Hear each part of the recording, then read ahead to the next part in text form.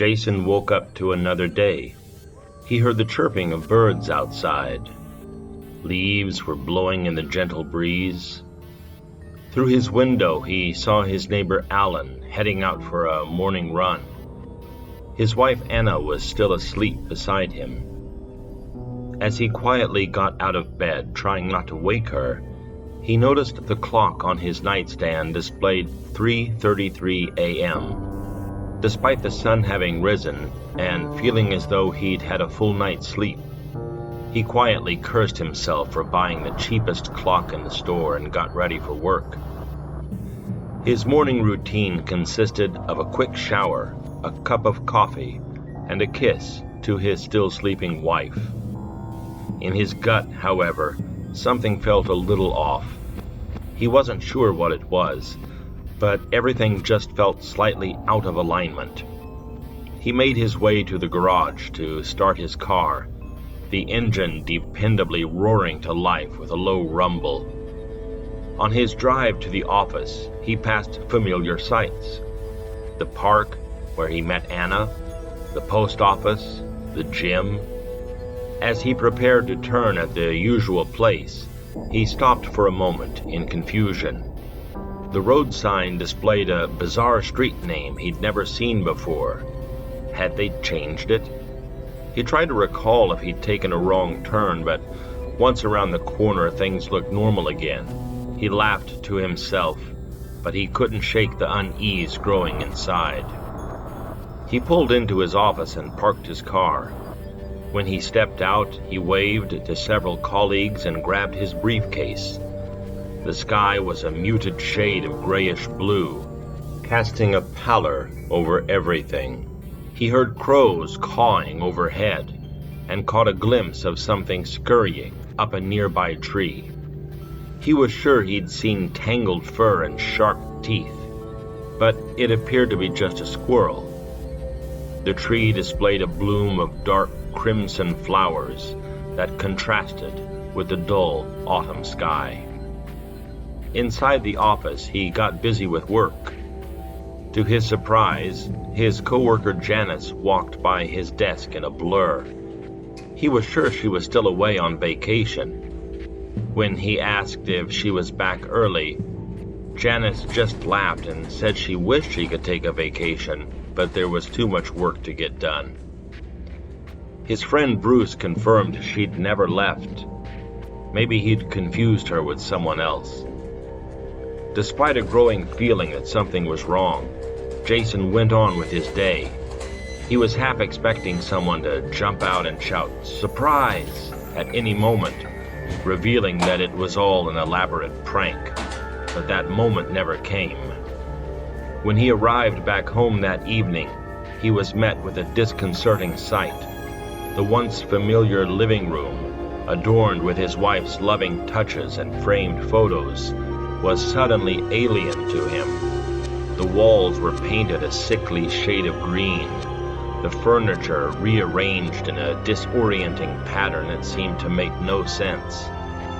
He called out for his wife, his voice echoing through the strange, unsettling space. There was no response, and an oppressive silence clung to the air like a shroud. As he moved deeper into the distorted house, a sickness grew in his soul.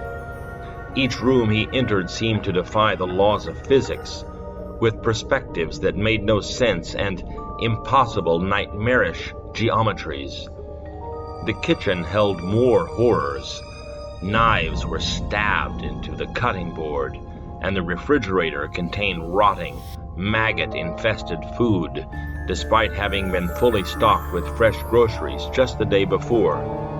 Desperation clawed at him, and he wondered if he was trapped in some kind of malevolent nightmare. Throughout the house, the walls seemed to close in, the very structure conspiring against him.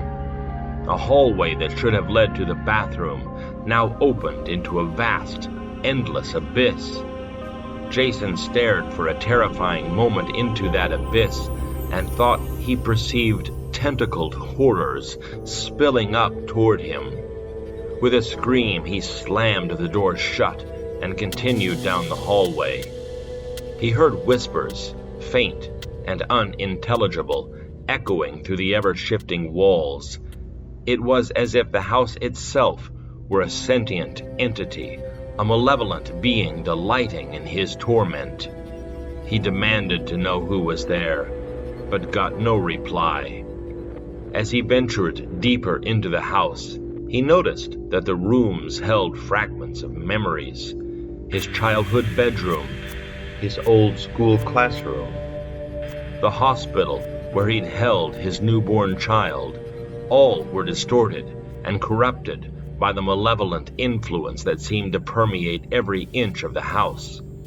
He couldn't escape the feeling that he was being watched, that unseen eyes followed his every move. His journey ended at the basement door, where he descended into a hellish scene. Candles flickered, casting vivid shadows on the walls, and esoteric symbols covered every surface.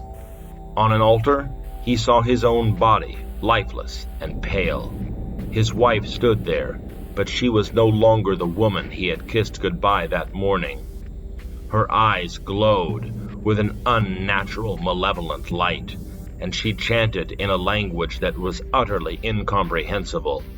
The room pulsed with an evil energy as he realized the horrific truth. He had been dead all along, and his soul was trapped in a twisted nightmare. His own death had been the key that unlocked the door. His wife, or whatever had taken her form, raised a wicked knife once more above his lifeless body.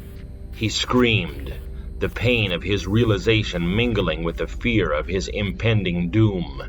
There was no way back to the world he had known, and it was not the pain that he feared. It was starting the cycle all over again.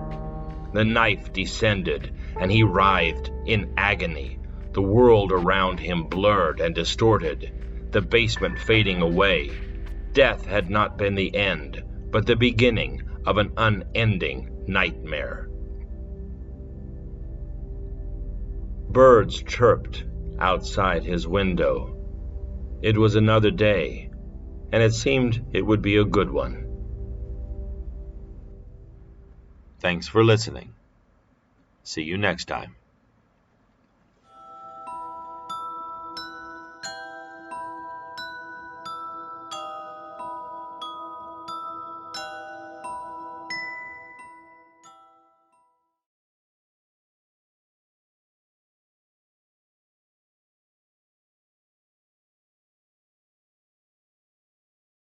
If you enjoy our videos, please remember to like, comment, and subscribe.